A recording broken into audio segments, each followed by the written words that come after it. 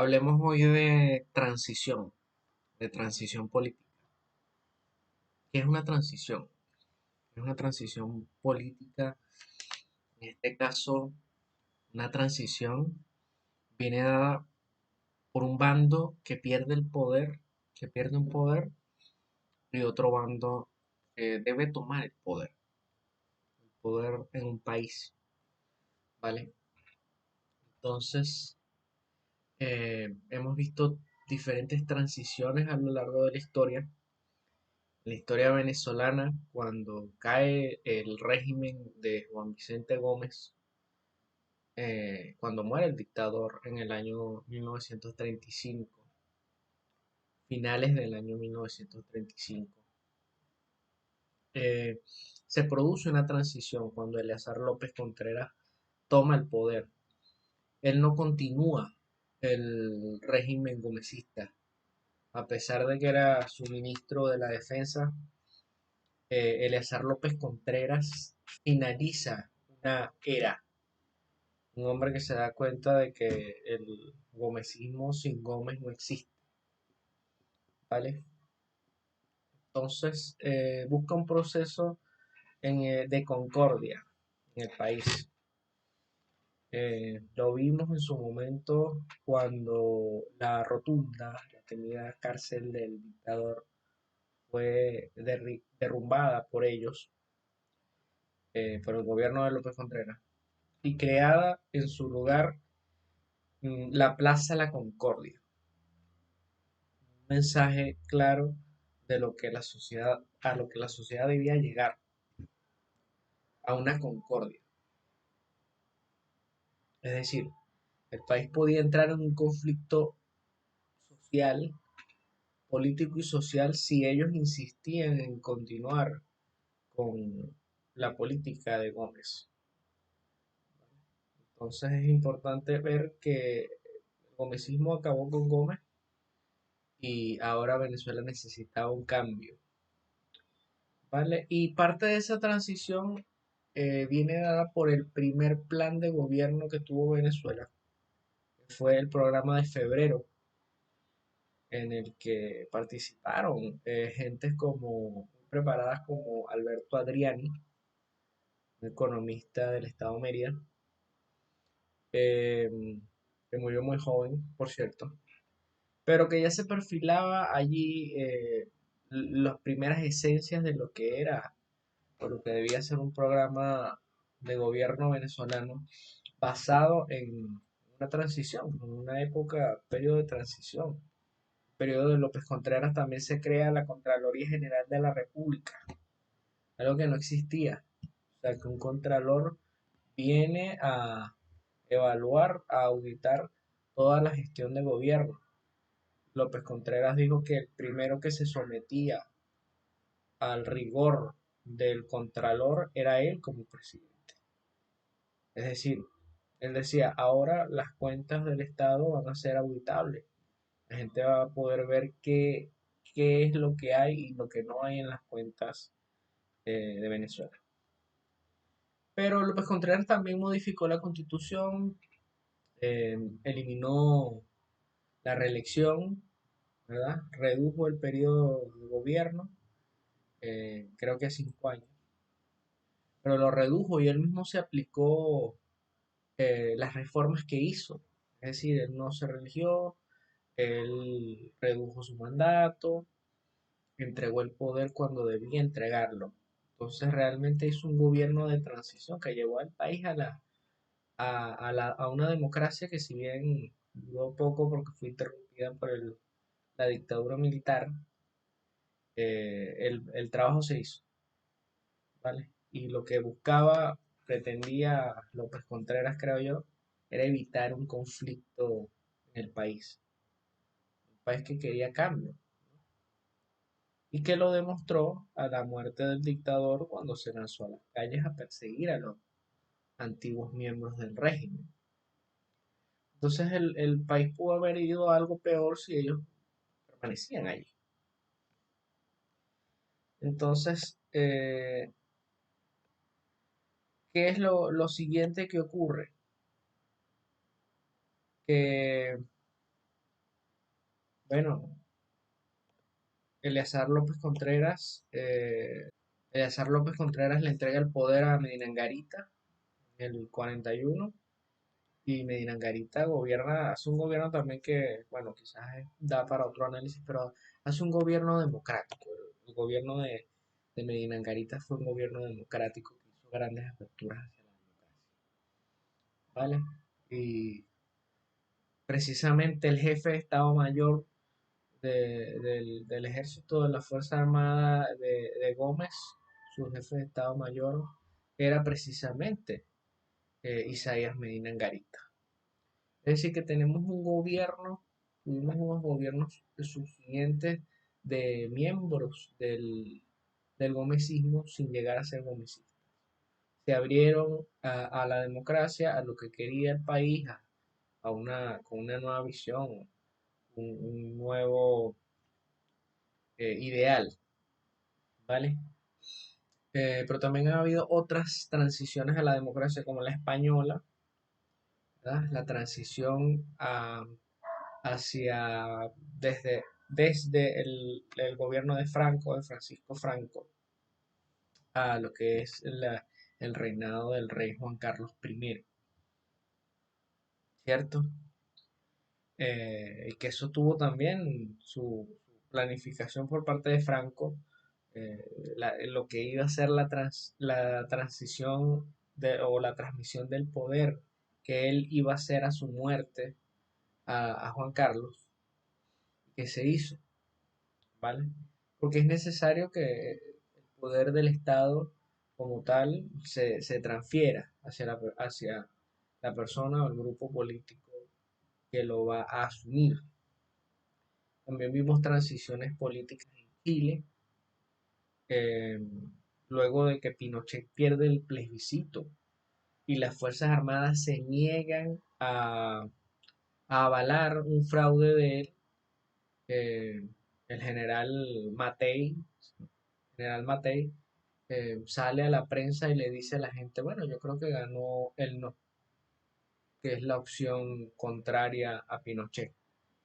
Y él lo dice, el general, el jefe de la Fuerza Aérea, lo dice. Y su palabra basta para decir, bueno, es cierto, Pinochet perdió el plebiscito. E inicia Chile una transición hacia la democracia, que también podría ser parte de otro análisis, pero que lleva finalmente a que Pinochet entregue el poder a Patricio Aylwin. Eh, y así en muchos otros países ha habido transiciones hacia transiciones políticas, ¿vale?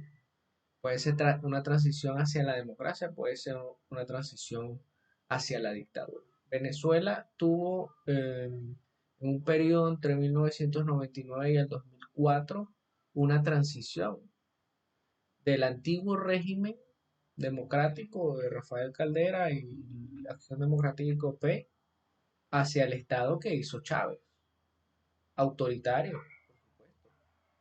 eh, antidemocrático, que persiguió muchas personas, pero que ciertamente esa transición la vemos donde, primero en los ministerios, en los altos cargos ministeriales, lo vemos en los rangos medios y bajos de la administración pública, se dieron en esos años.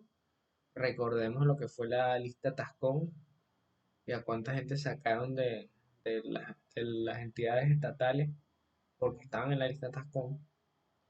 Y también en el sistema judicial, ¿vale?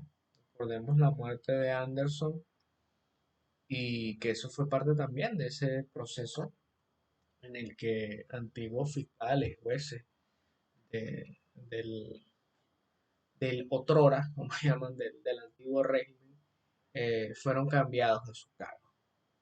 Pocos hoy pueden decir que vienen de la administración de Caldera, ¿no?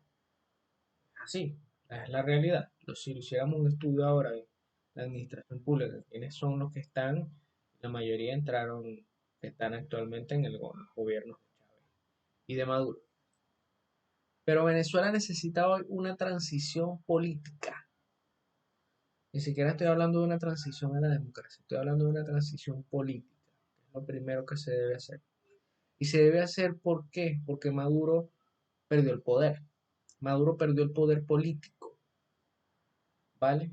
En las elecciones, cuando Maduro pierde la elección y se demuestra con actas en mano de que Maduro perdió la elección por amplio margen, la realidad es que él no tiene un poder político. Hoy lo que diga Maduro de poco vale, vale muy poco. Su palabra, sus acciones políticas en televisión, en radio, lo que él hace. Recordemos la elección reciente de los jueces de paz en las que no fue nadie y él trató eso fue una acción política que él trató de imponer y el pueblo pues simplemente lo ignora, ¿vale? Es una realidad que él quiere imponer, pero no tiene las herramientas para hacerlo, porque el poder político lo perdió.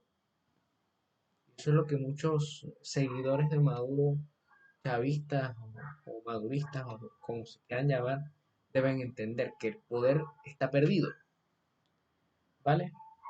Lo que tenemos ahora es un estado policial, ¿vale?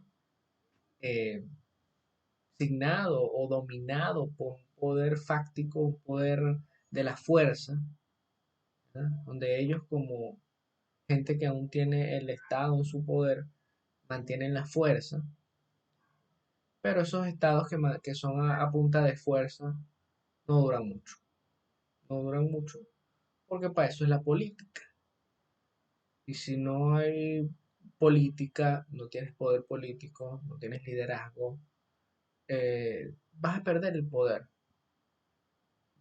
Así como lo perdió Pinochet, que intentó mantenerse a pesar de haber perdido el plebiscito, pero sus compañeros militares no estaban de acuerdo. Y sabían lo que venía un enfrentamiento civil, militar a gran escala, que ellos no querían ser partícipes, ya tenían 17 años gobernando y no había ninguna razón por la que extender eso y llevar a su país a una guerra civil. Entonces ellos deciden entregar el poder y lo mismo está pasando hoy en Venezuela. Eh, este régimen perdió su poder, cada vez está más débil y deben entender que a medida que pase el tiempo y estén más débiles, van a tener menos capacidad de negociar y sobre todo va a haber menos gente interesada en negociar. Porque cada vez que tengan menos poder, van a tener menos fuerza, van a tener menos respaldo de sus filas armadas, van a haber más deserciones, va a haber más desobediencia, más indisciplina en la Fuerza Armada, en las instalaciones militares, en los cuarteles, y va a reinar una anarquía que tarde o temprano será reemplazada por un nuevo orden. La pregunta es si ese nuevo orden va a ser impuesto o va a ser que ellos lo van a entregar y van a negociar, sería lo mejor. Y de eso se trata la transición.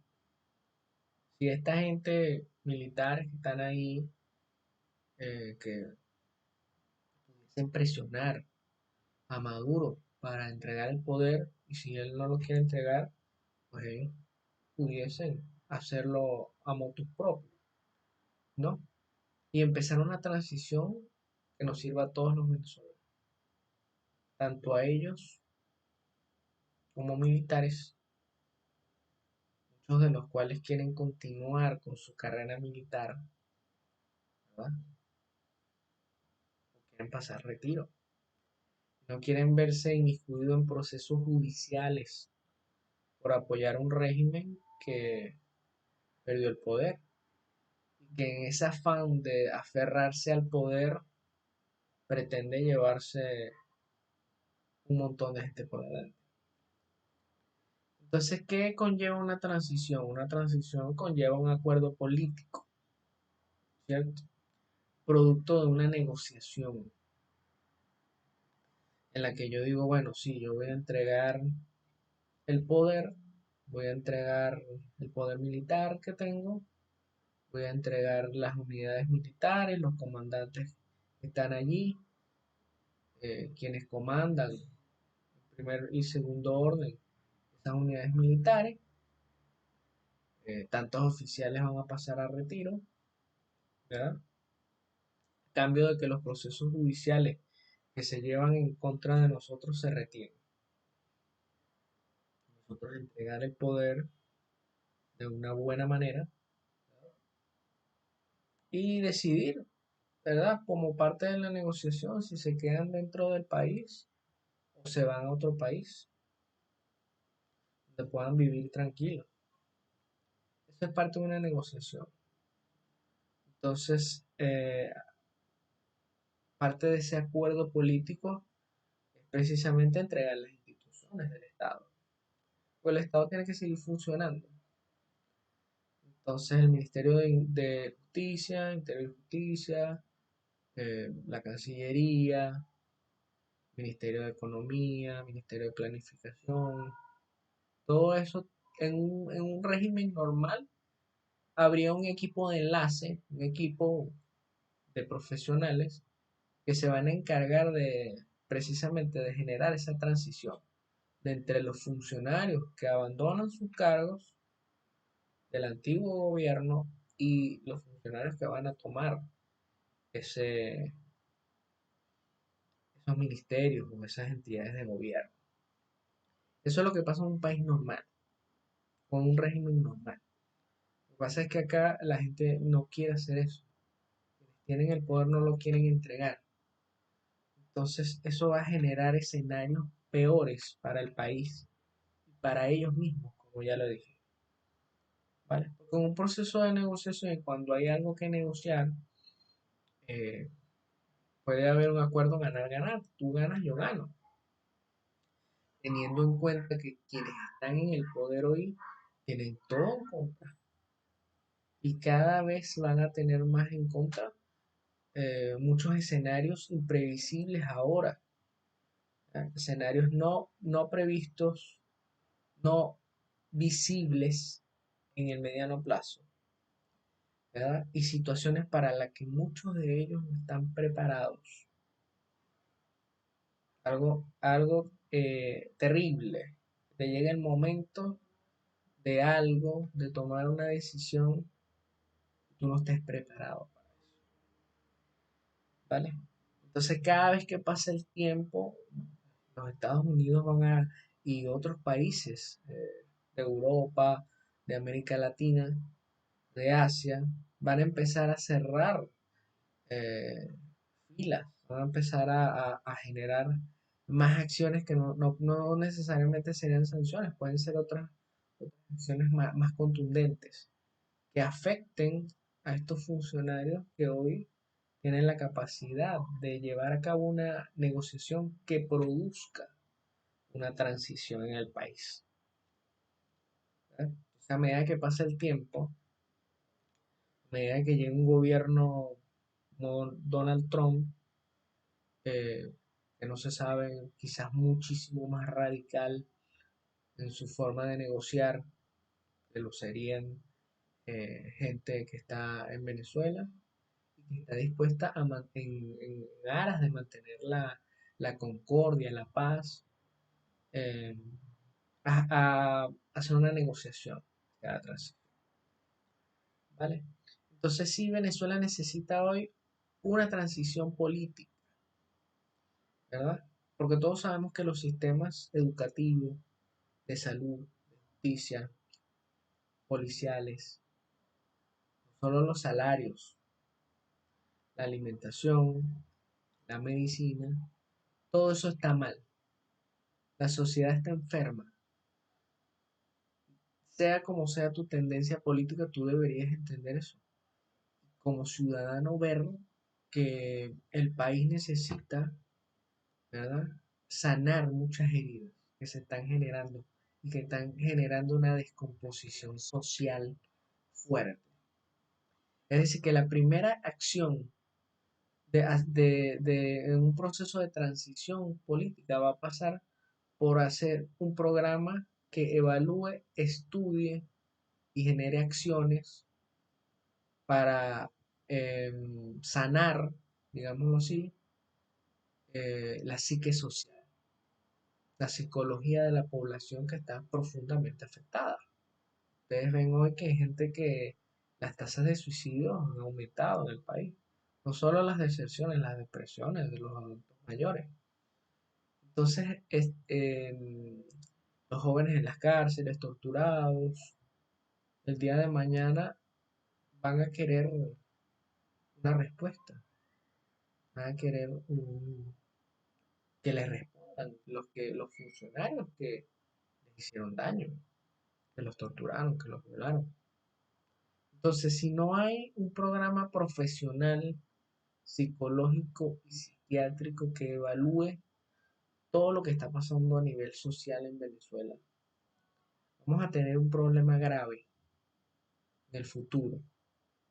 Y los más afectados de ese programa, de ese problema grave, son los funcionarios que van a quedarse, que van a estar ahí, que no van a desaparecer, que ya no van a estar en el gobierno, que ya no van a tener el poder que tenían para hacerle daño a tanta gente. Entonces también generar una transición política es ayudar a sanar esas heridas y evitar males mayores. La sociedad entre en un boomerang de venganza.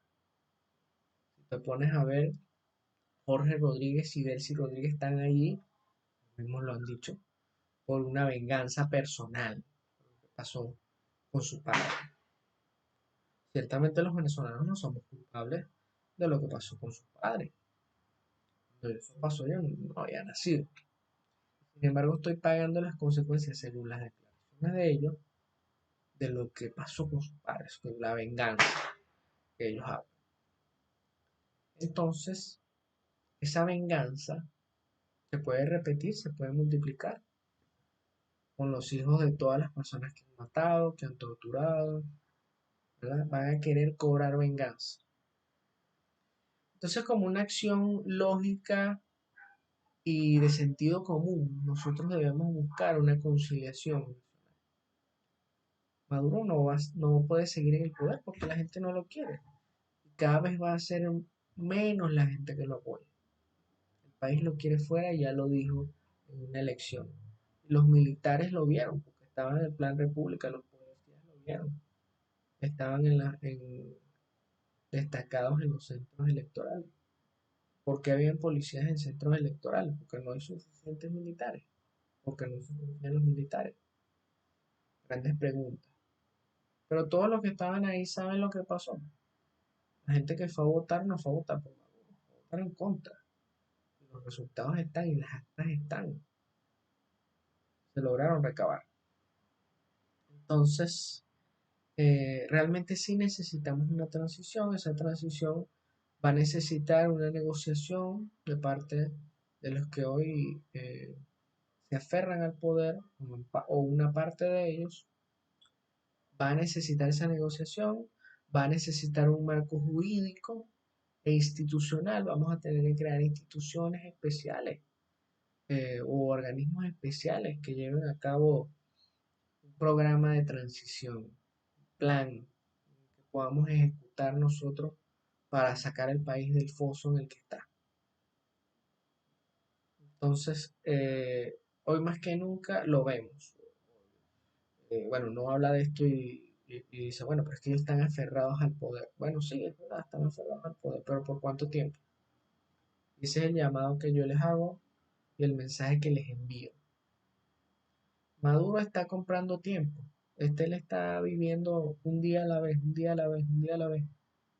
Pero eso no va a durar mucho. Y bueno, ya vimos cómo terminó Bachar al-Assad. Bachar al-Assad cayó, no le dijo a nadie que se iba, se fue, traicionó a su propia gente.